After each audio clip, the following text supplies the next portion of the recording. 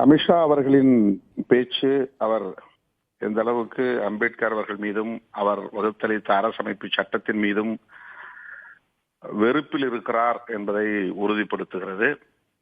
புரட்சியாளர் அம்பேத்கர் அவர்கள் வாழ்ந்த இடத்தில் அவர்கள் சர்வதேச நினைவகத்தை எழுப்பிய வரலாற்றை பெருமையோடு சொல்லுகிறார்கள்.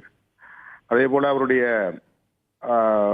எரியூட்டப்பட்ட தலம் மும்பையில் இந்த இடத்தை அவர்கள் புதுப்பித்திருக்கிறார்கள். அங்கே புரட்சியாளர் அம்பேத்கருக்கு 400 அடியில் சிலை எழுப்ப போகிறோம் என்பதையெல்லாம் பெருமையோடு சொல்லுகிறார்கள். இப்படி ஒரு புறம் அம்பேத்கர் அவர்களின் பெருமையை பேசிக்கொண்டே இன்னொரு புறம் அவருடைய கனவை தகர்க்கும் முயற்சியில் தொடர்ந்து ஈடுபட்டு வருகிறார்கள். குறிப்பாக அவர் வகுத்தளித்திருக்கிற அரசமைப்பு சட்டத்தை நீர்த்து போக செய்கிற அனைத்து வேலைகளையும் செய்து வருகிறார்கள். கான்ஸ்டிடியூஷன் டே என்று அரசமைப்பு சட்ட தினத்தை கொண்டாடி கொண்டே 2 நாள் விவாதத்தை நடத்தினார்கள். ஆனால் அதற்கு எதிர்க்கட்சிகள் நடத்திய போராட்டம் பெரும் போராட்டம். எதிர்க்கட்சிகளுடைய போராட்டத்திற்கு பிறகுதான் பாஜக அரசு அல்லது மக்களவை தலைவர் ஓம் பிர்லா அதற்கு இணக்கம் தெரிவித்தார்கள். 2 நாள் அதை பற்றி பேசுவதற்கு ஒப்புக்கொண்டார்கள். 2 நாட்களும் எல்லா தலைவர்களுமே, பிஜேபி சார்ந்த உறுப்பினர்கள் உட்பட அனைவருமே புரட்சியாளர் அம்பேத்கருடைய பங்களிப்பு குறித்து, அரசமைப்பு சட்டத்தின் தேவை குறித்து விரிவாக பேசினார்கள். இதை அவர்களால் பொறுத்து கொள்ள முடியவில்லை. காங்கிரஸை பழித்து பேசுவதாக எண்ணிக்கொண்டு புரட்சியாளர் அம்பேத்கர் அவர்களை இழிவுபடுத்தியிருக்கிறார் உள்துறை அமைச்சர் அமித்ஷா அவர்கள்.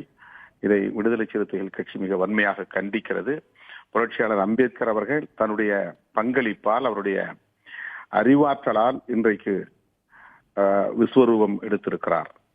அவருடைய பங்களிப்பை தவிர்த்துவிட்டு இந்தியா ஒரு அங்குலம் கூட நகர முடியாது என்கிற அளவுக்கு அவருடைய உழைப்பு மிகப்பெரிய அளவுக்கு இங்கே இருக்கிறது. இதை அனைத்து கட்சிகளும் அங்கீகரிக்கிற நிலையில் பாஜகவால் அங்கீகரிக்க முடியவில்லை.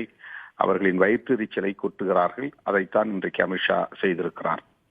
பிரதமர் மோடி இது குறித்து தனது பதிவில் சொல்லியிருக்கிறாரே, பாரதிய ஜனதா கட்சி அம்பேத்கரை மதிக்கிறது என்று அவர் சொல்லியிருக்கிறார்.